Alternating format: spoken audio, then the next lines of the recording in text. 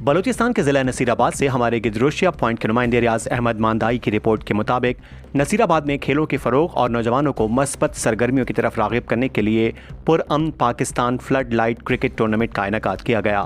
तकरीब के मेहमान खास FC विंग 114 के रिजवान तैयब और एजाज़ी मेहमान साबिका chairman market committee Mir Asif Lahri थे।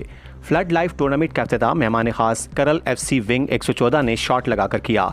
इफ्तिताही तकरीब में इलाकाई अमायदीन, मुअज़्ज़िज़ीन और क्रिकेट के शौकीन अफराद ने शिरकत की। टूर्नामेंट में नसीराबाद की मुख्तलिफ टीमें हिस्सा ले रही हैं और शायकीन को दिलचस्प और सनसनीखेज मुकाबले देखने को मिल रहे हैं। मुकर्रिरीन ने खिताब करते हुए कहा कि नौजवानों को सेहतमंद तफरी और मस्बत सरगर्मियों की जानिब राग़िब करने के लिए ऐसे टूर्नामेंट मुनक्किद होने चाहिए ताकि नौजवान नस्ल तालीम के साथ साथ खेलों की सरगर्मियों में हिस्सा लेकर अपने टैलेंट का लोहा मनवाने के लिए जद्दोजहद जारी रखे। जहां खेलों के मैदान आबाद होते हैं वहां के अस्पताल वीरान होते हैं। टूर्नामेंट में शायकीन की बड़ी तादाद मौजूद थी।